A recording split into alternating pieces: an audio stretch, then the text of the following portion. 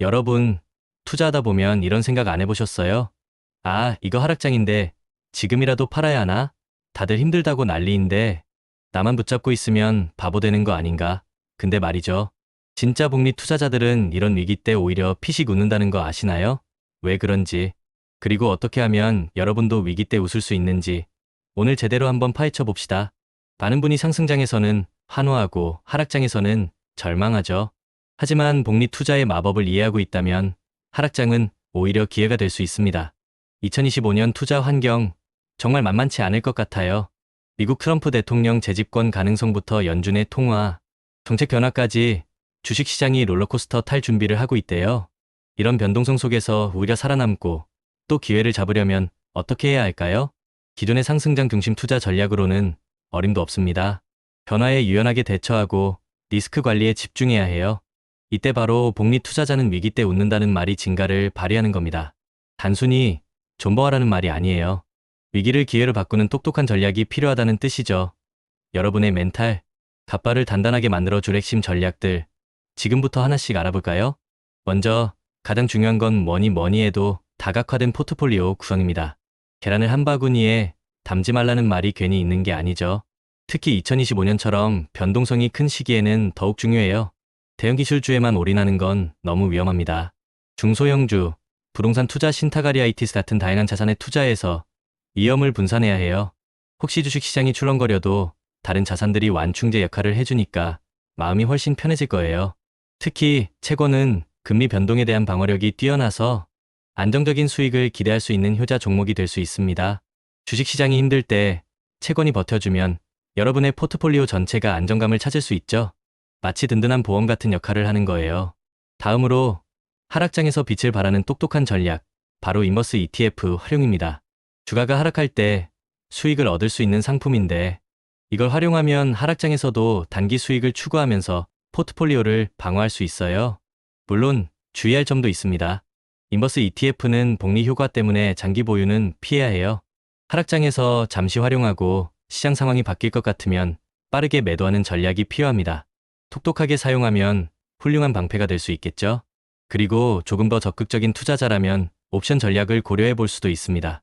풋옵션을 매수해서 주가 하락 시 손실을 방지하거나 수익을 창출할 수 있고, 변동성이 큰 시기에는 옵션을 매도해서 프리미엄을 확보하는 방법도 있어요. 물론 옵션 투자는 전문적인 지식이 필요하지만 제대로 활용하면 위기 상황에서 여러분의 투자 그릇을 키우는 데 큰 도움이 될 겁니다. 하지만 전략만 있다고 다 되는 게 아닙니다. 기업 자체의 리스크도 꼼꼼히 살펴봐야 해요.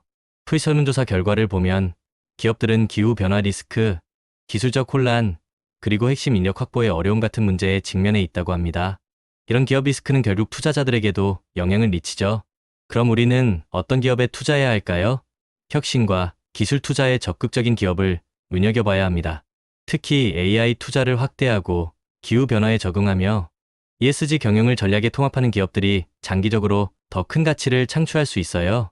미래를 준비하는 기업만이 살아남고 또 성장할 수 있다는 사실을 잊지 마세요. 투자자들도 GenAI의 긍정적인 가능성을 높게 평가하고 기업들이 AI에 투자하고 직원의 역량을 강화 업스케일하는 데 기대를 걸고 있습니다. 또 다른 투자 전략으로 헤럴드 머니페스타 2025에서 제시된 것처럼 금리 인하 시기에 유망한 고생산성 AI, 반도체 관련 주식이나 호실적주에 관심을 가져보는 것도 좋아요. 그리고 정부의 자본시장 부양 정책 덕분에 앞으로 12년간은 큰 위기 없이 성장할 수도 있다는 전망도 있습니다. 국내 증시의 저평가를 해소하기 위해 주주환원율이 개선되는 기업들도 주목해야 할 대상입니다.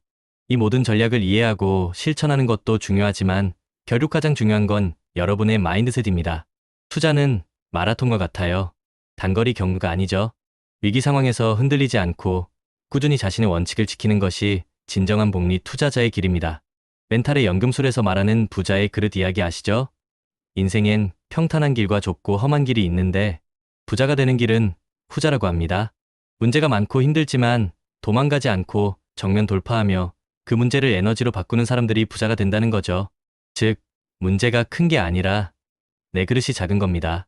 투자의 위기가 찾아왔을 때 이걸 내 그릇을 키울 기회라고 생각하는 것. 이것이 바로 복리 투자자가 위기 때 웃을 수 있는 이유입니다. 여러분, 성공하는 사람들은 좌절감에 빠질 때도 문제만 보지 않습니다. 행동하면서 해답을 찾고 기왕 하는 거 멋지게 해보자 라고 외치죠. 그리고 루틴의 중요성도 잊지 마세요. 매일 정해진 시간에 일어나고 정해진 일을 반복하는 루틴이 있는 사람은 실패할 틈이 없습니다. JYP도 지겨운 걸 매일 이겨낸 사람이 결국 성공한다고 했잖아요. 공부, 운동, 독서처럼 기본적인 것들이 지겹지만 그걸 꾸준히 한 사람이 결국 정상을 찍는 겁니다. 투자는 더더욱 그렇죠. 장기적 우상향 구도의 자산을 꾸준히 모아가며 루틴을 지키고 지겨운 반복을 견디며 리스크를 시간에 녹여 수익으로 바꾸는 것. 이게 진짜 성공의 루트예요. 성실한 농부가 씨앗을 계속 뿌리는 것처럼 우리도 지속 가능한 투자 전략과 예상 가능한 추진력을 가지고 꾸준히 전진해야 합니다. 다시 한번 강조할게요. 성공적인 장기 투자를 위해 우리가 꼭 기억해야 할 4가지. 첫째, 우리는 시간이라는 자원을 무기로 삼아 거대 자본이 못하는 장기 투자를 합니다. 둘째, 내가 중간에 변심하지 않도록 강력한 마인드셋을 구축해야 해요. 셋째, 인생의 희로애락 이벤트를 예측해서 각 시점에 맞는 투자 기간과 전략을 정해야 합니다. 넷째, 예측할 수 없는 리스크에 대비해서 속성이 다른 자산 23개로 분산 투자하는 거죠. 이게 바로 제가 비트코인, 테슬라, 서울 부동산을 함께 투자하는 이유입니다. 부동산은 베이스 캠프, 주식과 암호화폐는 스노우픽, 장기 투자 정상으로 향하는 여정이죠. 여러분, 이 모든 걸 실행에 옮기기 위한 첫걸음은 바로 끝까지 살아남는 것입니다. 전략이 아무리 좋아도 포기하면 소용없어요. 그러니 우리 함께 긴 여정의 동료로 계속 투자와 루틴을 이어갑시다. 복리, 투자자는 위기 때 웃습니다. 여러분도 위기 상황을 기회로 바꾸는 현명한 투자자가 될 수 있습니다. 구독자 여러분, 리스펙합니다.